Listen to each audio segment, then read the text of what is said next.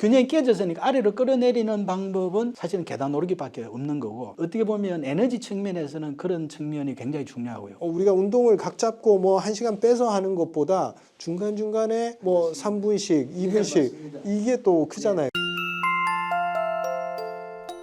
교수님도 20년 전부터 네. 계단 오르기를 미셨잖아요. 네, 맞습니다. 저도 몇 년 전부터 네. 무조건 계단을 오르자. 네. 정말 어떻게 이렇게 비슷한 생각을 그러니까요. 했는지 네, 네. 저도 깜짝 놀랐어요. 네. 교수님 책 보면서 계단 오르기면 된다. 네. 이렇게 딱 단언을 하시거든요. 저도 환자들한테 그렇게 얘기를 해요. 딴 거 하지 말고 일단 계단부터 올라라. 계단 오르기를 그렇게 밀게 됐던 그 계기가 있으신가요? 그게 뭐냐면요. 사실은 우리 원장님 말씀대로 제가 20년 전에 계단 오르기의 중요성에 대해서 환자들한테 우리 브로셔 있잖아요. 이 브로셔를 만들어서 제가 이제 환자들한테 계단 오름의 장점, 또 계단 오르면 어떤 방법으로 올라라 이런 걸 이제 설명서를 제가 드리고도 했는데, 왜 제가 계단 오르기에 꽂혔다 그럴까? 네. 이걸 하게 됐냐면, 현대인들의 질환의 원인 중에 스트레스가 굉장히 많잖아요. 그러니까 이제 스트레스를 받으면 우리가 어떻게 되냐면 키가 위로 떠요. 특히 화가 난다는 표현을 쓰잖아요. 화가 나면 키가 위로 올라가거든요. 이제 올라가면 문제가 뭐냐면 오히려 하체는 약해져요. 키가 위로 뻗치기 때문에. 그래서 뒷골은 땡기고 제가 얘기하는 에너지 균형이 깨지는 거죠. 균형이 깨지게 되면 이제 에너지라는 게 다 이제 상하가 분리가 되면서 아래에 있어야 될 에너지가 다 위로 올라가면서 치받치게 되는 거거든요. 그렇게 되면 뭐 대표적으로 뒷골 땡기죠. 예, 우리가 스트레스 받으면 이 목 잡는 그런 드라마 같은 거 많이 나오잖아요. 그리고 눈에 충혈 생기죠. 입 마르죠. 또 심하면 귀에 소리까지 나죠. 또 반면에 하체는 어떻게 됩니까? 다리 힘이 없어서 후들거리잖아요. 우리가 충격받으면 다리가 그냥 주저앉잖아요. 힘이 빠지면서. 그게 왜냐하면 에너지가 다 위로 뻗치기 때문에 그래요. 그 현대인들은 사실은 사회생활 속에서 많은 스트레스를 받기 때문에 에너지가 균형이 대부분 깨지면서 위로 올라가 있는 부분이 많다는 거죠. 그러면 그걸 끌어내리는 방법은 뭐냐? 이제 일반적으로 우리가 마음 챙김이랄까 명상 같은 걸 통해서 아래로 에너지를 내릴 수도 있지만 그거 사실은 쉽지 않거든요. 그러면 몸을 쓰는 거죠. 하체를 쓰는 거거든요. 하체를 쓰려면은 에너지가 아래로 내려가야지만이 되는 거예요. 그래서 에너지를 아래로 끌어내는 가장 좋은 방법이 중력에 역행해서 운동을 하는 거거든요. 그 계단을 오르게 되면 위에 있는 에너지가 아래로 내려가거든요. 왜냐하면 우리가 하체 힘을 쓰려면 에너지가 내려갈 수밖에 없어요. 한정된 자원을 가지고 그렇죠. 여기에 있을 거냐, 네. 머리 쓰고 화나가지고 그렇죠. 아니면 여기에 집중시킬 거냐. 그렇죠. 균형이 깨졌으니까 아래로 끌어내리는 방법은 사실은 계단 오르기밖에 없는 거고, 어떻게 보면 에너지 측면에서는 그런 측면이 굉장히 중요하고요. 그래서 제가 이제 어떤 얘기를 하냐면, 우리 직장인들 뭐 직장 생활 하다 보면 스트레스 받잖아요. 친구 불러서 뭐 술 한잔 뭐 이런 게 풀 수도 있지만 이제 저는 그거 하지 말라 그러거든요. 집에 와서 생수 하나 들고 계단 올라라 그러거든요. 10층까지 천천히 한번 올라봐라. 내려올 때는 엘리베이터 타고 내려오고 10층까지 한 2번만 해봐라. 그러면 머릿속이 싹 정리가 되면서 내일 내가 직장 가서 어떻게 해야 되며 내가 마음이 편해질 거다. 이제 그게 바로 에너지 의학이거든요. 우리 한의학에서 진짜 현대인들한테 엄청나게 좋은 거고, 그 다음에 이제 두 번째는 뭐냐면 우리 몸의 근육이잖아요. 근육이 아시다시피 근육의 70%는 엉덩이 허벅지에 있잖아요. 그래서 엉덩이 허벅지 하체 근력을 키우는 가장 좋은 운동이 계단 오르기거든요. 우리가 이제 건강한 사람들도 뭐 40대가 넘어가면 근육이 1%씩 또 60, 70대는 1.5 계속 빠져나가잖아요. 어떻게 보면 노화를 막고 건강을 유지하는 게 하체 근육을 유지하게 되면 사실은 젊게 사는 거거든요. 제가 우스갯얘기로 친구들한테도 야, 너가 딴 거 하지 말고 엉덩이 허벅지 근육 키워. 그게 젊고 건강하게 사는 비결이야. 이런 얘기를 하거든요. 그게 가장 적합하게 할 수 있는 게 계단 오르기예요. 굳이 뭐 어디 피트니스 센터 안 가도 그냥 계단 오르고 내려올 땐 엘리베이터 타고, 제가 임상에 실제로 느끼니까 이제 그걸 많이 강조를 했죠. 이제 그러고 나서 거의 한 10년 이후에 KBS에서 계단 오르기 특집을 한번 했더라고요. 그래서 제가 그걸 보면서 속으로 나를 불러야 되는데 왜 이제 그런 생각을 했는데, 뭐 그런데 또 원장님께서도 그 계단 오르기를 굉장히 진짜 무조건 올라라. 여러 운동이 있잖아요. 등산도 있고 러닝도 있잖아요. 다리를 쓰는 게. 근데 왜 굳이 계단 오르기를 추천하셨는지. 지금 말씀대로 등산도 굉장히 좋은데 이제 등산은 문제가 뭐냐면 내려오는 데 문제예요. 우리가 내려올 때는 하체 근육을 풀게 되거든요. 근육이 이완된 상황에서 체중을 실어버리면 발목이든 무릎이든 관절에 무리가 갈 수가 있다는 거죠. 그래서 등산 좋아하시는 분들은 등산하셔도 되는데 반드시 스틱을 가지고 내려갈 때는 하체 관절에 체중이 안 실리게 하는 게 중요하다. 그 다음에 이제 계단은 엘리베이터가 있잖아요. 내려올 때는 엘리베이터 이제 올라가면 되는 거고. 그리고 이제 러닝도 이제 뭐 좋은 유산소 운동으로 또 에너지를 순환시켜 주는데 굉장히 좋은 운동인데 저는 이제 그런 얘기를 하죠. 나이 들어서 크게 몸에 지방이 많지 않으면 유산소 운동보다는 근력 운동을 해라. 왜냐면 우리가 노화라는 게 근육 빠져나가는 거니까 그걸 막고 건강을 유지하려면 이제 근력인데 이제 그럴 때는 제가 이제 런닝머신 할 때도 앞에 이제 우리가 인클라인이라고 그러나요? 이렇게 올리는 게 있잖아요. 등산을 하듯이 올려놓고 오히려 하체에 힘을 주면서 저항성이죠, 일종의. 그걸 느끼면서 오히려 해라. 이제 이런 얘기를 하죠. 그렇게 해야지만이 하체에 힘을 주고 하체에 우리가 집중했을 때 에너지가 아래로 내려오고 오히려 머리는 맑아지고 몸은 오히려 건강해진다. 확실히 러닝 대비 충격은 덜하면서 로딩은 굉장히 강하게 넣을 수 있으니까. 예, 중력을 한 계단 올릴 때 런닝에서 그 높낮이하고는 또 다르죠, 그죠? 말씀대로 훨씬 더 운동의 어떤 효율성은 있죠. 네. 우리 구독자분들이 댓글 중에서도 자기의 고질적인 어떤 불면이나 심장 두근거림, 세동 이런 게 안 잡혔었는데 러닝으로 계단을 올랐는데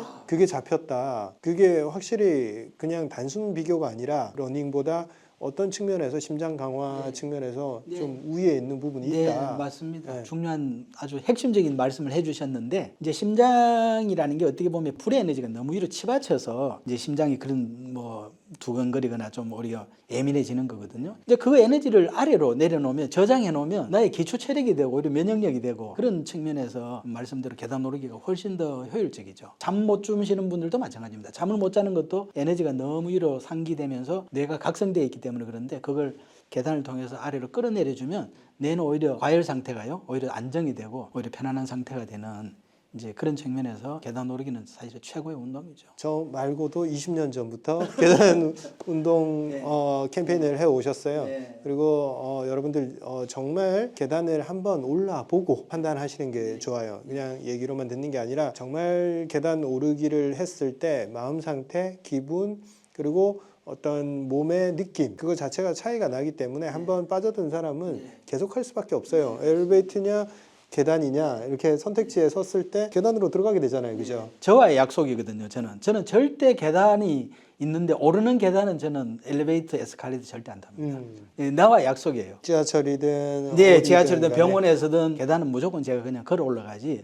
예, 뭐 환자들 회전할 때도 저는 엘리베이터 안 타죠. 건강 유지의 비결인 것 같습니다. 예. 그리고 그게 삶의 중간중간에 개입이 되니까 그렇죠. 우리가 운동을 각 잡고 뭐 1시간 빼서 하는 것보다 중간중간에 뭐 3분씩, 2분씩 맞습니다. 이게 또 크잖아요. 그 중간중간에 심장을 써야 되니까. 그렇죠. 말씀대로 이제 저도 환자들한테 계단 오르기를 자꾸 권장을 하는데 이제 이런 경우가 있어요. 환자분들이 교수님 저는 무릎이 아파서 이제 계단 오르기를 못 한다. 또 이제 정형외과 가서 절대 하지 마라 그런다. 이제 이런 얘기를 하시거든요. 이제 그 말은 저는 공감을 해요. 그러면 이제 어떻게 해야 되느냐? 계단 오르기를 하라고 한다고 해서 무조건 자기 무릎에 무리가 가도록 하는 게 아니라 그러면 난간을 잡고 천천히 그냥 뭐 예를 들어 5층까지 올라가는 것도 뭐 10분에 그거 하면 뭐 20분 30분에 천천히 해라.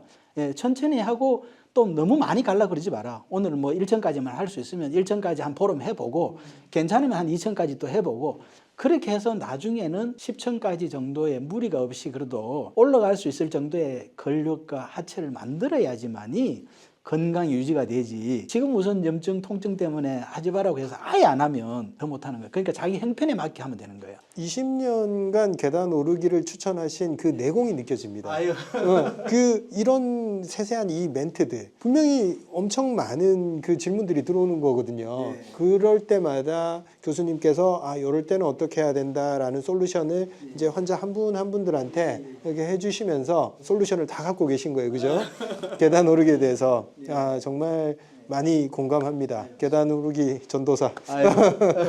같이 노력하시죠. 네, 많이 네. 하고 계시고. 또 저도 그런 목적이 있어요. 저를 아는 몇 분이 계단 오르기를 하게 만들까 제 인생에 주어진 하나의 미션 같은 거예요. 왜냐면 계단 오르기를 하면 굳이 뭐 우리가 어디 와서 치료를 받아라 마라 계단 오르기만으로 해결되는 분이 많잖아요, 그죠? 엄청 많죠. 네. 너무 많죠, 사실. 그러니까 그것만으로도 많은 사람들한테 우리가 좋은 일을 하는 거잖아요, 그죠? 네. 교수님도 그렇고 저도 그렇고 얼마나 많은 사람을 계단 오르게 할 것이냐 이게 하나의 미션인 것 같아요. 네. 저희들한테 의료인한테 주어진. 뭐 운동의 측면에서도 너무 좋은 거지만 제가 이제 어떤 환자분들한테 이런 얘기도 내가 한 적이 있는 것 같아요.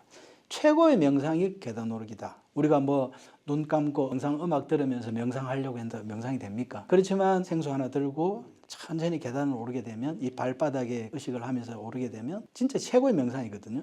네. 저도 많이 공감하는 게 저도 그 스태틱 명상을 못해요. 가만히 앉아 있으면 오히려 몸을 안 움직이니까 이 생각이 개입을 하고 절대 생각을 비워내기가 쉽지가 않아. 그래서 저도 환자들한테 명상을 추천하지를 않고 저도 안 하는데 근데 확실히 계단을 오르고 반복된 단순한 행동을 계속하면 몸 입장에서는 생각을 비울 수밖에 네, 없어요. 생각이 비워지고 또 내려오니까 생각이 비워지는 거예요. 오히려 내려도 편안해지고. 그래서 이거는 아주 간단하고 단순하고 오르기만 하면 되는 건데 명상은 그 단계에 진입하기 위해서 굉장히 많은 노력이 필요하잖아요. 그래서 저도 이게 계단이 하나의 동적 명상이다. 그래서 어렵게 그냥 명상하려고 하지 말고 네. 계단 하나면 된다. 네. 기승전 계단이네요. 네. 그리고 수면에 대해서 또 말씀을 좀 나눠볼까요? 네, 그렇죠. 수면은 이제 에너지의 어떤 균형. 거기서 사실은 가장 이제 핵심적인 거거든요. 이제 쉽게 뭐 수면에 대해서 정의를 한다면 자연의 에너지 리듬을 타는 수면을 해야 된다.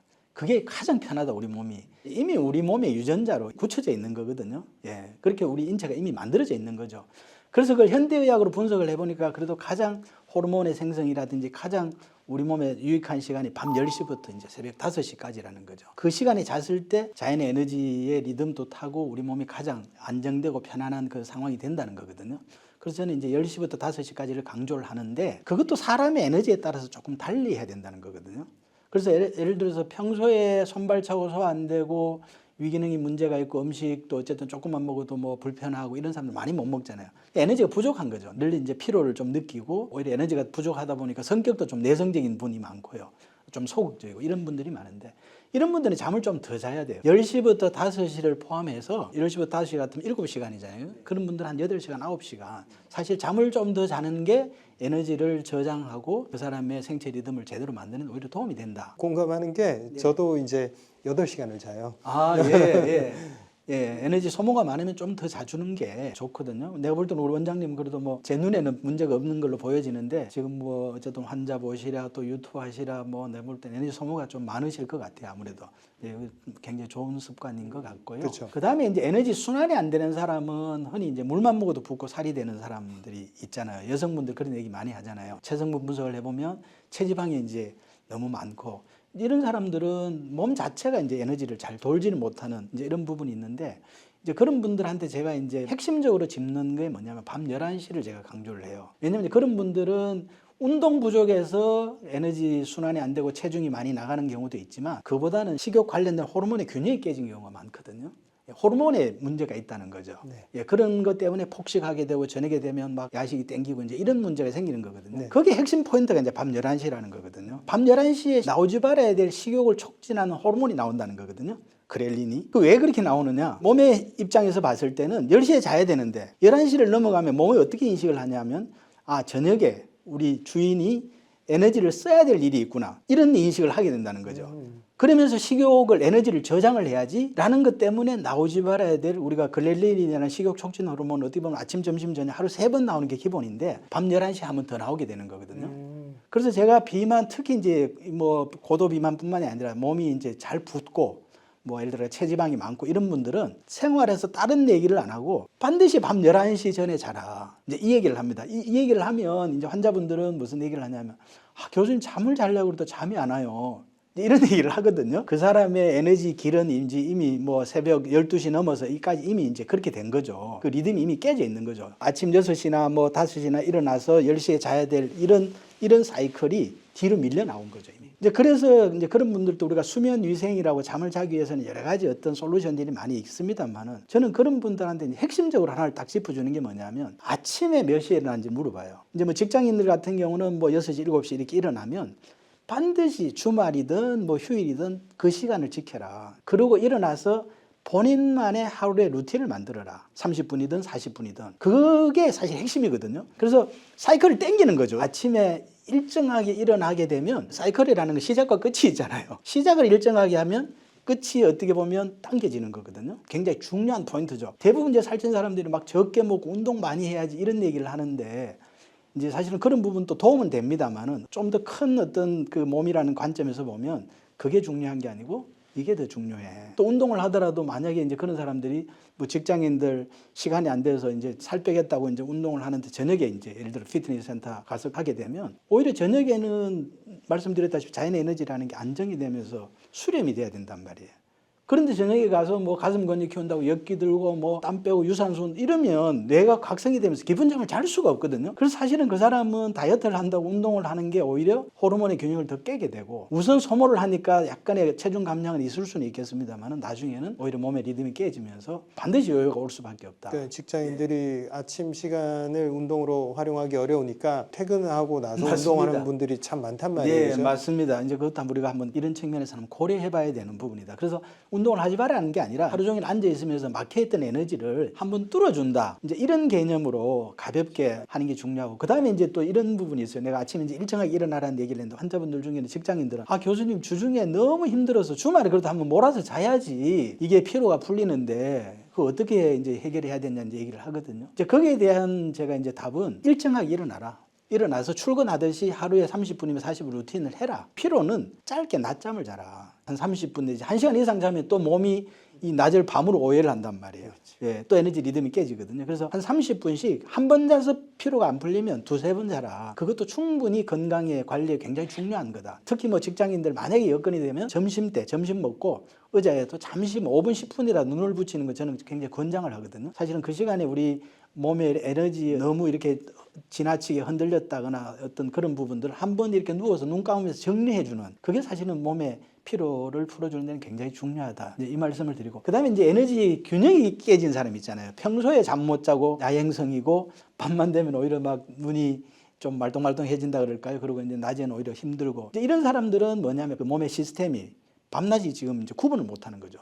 낮이 어떻게 보면 밤 같고 밤이 어떻게 보면 낮 같고 이제 이런 상황이 되는 거거든요. 이제 이런 경우에는 이제 무엇보다 중요한 게 아까 얘기했던 아침에 일정하게 일어나서 리듬을 만드는 게 굉장히 중요하고 더더욱이 그런 분들은 이제 우리가 한의학적으로는 우리 몸의 에너지라는 게 크게 보면 물과 불의 에너지가 있으면 이제 그런 분들은 몸에 물의 에너지가 좀 부족한 사람들이거든요. 그래서 이제 자꾸 기가 위로 뜨는 거죠. 그러면 물의 에너지는 언제 나오느냐? 바로 물의 에너지가 핵심이 호르몬인데요. 그건 밤 10시부터 한 2, 3시 길어봤자 그게 핵심이거든요. 그래서 힘들지만 사실은 그 시간에 잠을 자는 게 굉장히 중요하다는 거죠. 그 시간에도 얕은 잠을 자는 게 아니라 깊은 잠을 자야 되고 그렇게 하는 게 중요한데 그걸 또 하려면 일정하게 아침에 일어나는 것도 중요하지만 낮이라는 인식을 줘야 돼요. 지금 밤낮이 구분이 안 되는 사람이기 때문에 낮이라는 예를 들어 직장인 사무직에 있는 사람들도 사실은 저는 이제 뭐 그런 얘기도 합니다. 핸드폰에 알람을 한 50분 정도마다 이렇게 딴 사람 들리지 않게 가볍게 해놨다가 50분마다 한 번씩 일어나서 나가서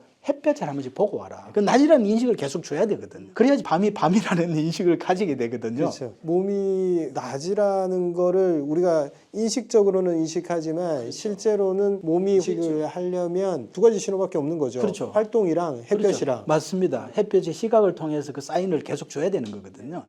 그걸 보면 어떤 병이 있을 수가 있겠다. 어차피 혈액도 못 만드니까. 이제 카이닥이라는 이름으로 이제 그 앱을 만들었고 그 자연의 리듬을 타주면 다 해독이 된다는 거죠. 예. 여러분 위전보가 드디어 재출시가 되었습니다. 많은 분들이 기다려 주셨고 위전보로 효과를 보시고 너무 많은 분들이 수요가 존재했는데 저희가 여러 가지 부분을 보완하는 과정에서 시간이 좀 많이 걸렸어요. 그 부분 죄송스럽게 생각하고 있습니다. 일단 첫 번째로 기능성 원료가 바뀌었습니다. 기존에는 스페인 감초였고 이번에는 유산균 발효 대두분말이라는 원료가 들어갑니다. 같은 위점막 보호 기능성 물질인데 좀 더 자료가 더 많이 축적된 원료로 방향을 잡았습니다. 기존에 위전보 드시면서 속이 편해졌다라고 하셨던 그 느낌은 그대로 두고 설계는 조금 더 다듬었다고 보시면 됩니다. 위전보는 꾸준히 찾아주시는 분들이 많았던 제품이라 재출시를 준비하면서 저희도 많은 고민을 했습니다. 많은 분들이 기다려 주시고 출시를 기다리고 계시는 분들도 많은 거 알고 있습니다. 근데 저희가 초기 물량이 한정적이기 때문에 이전에 복용하셨던 분들이 니즈가 가장 높았어요. 그분들한테 먼저 기회를 드릴 수밖에 없습니다. 그래서 2월 25일부터 일주일간은 그분들이 먼저 구매할 수 있는 기회를 드릴 거고 3월 3일부터는 모든 분들이 구매하실 수 있게 구매창이 열릴 거예요. 순차적으로 모든 분들도 쉽게 접근할 수 있게 오픈을 할 테니까 양해 부탁드립니다. 감사합니다.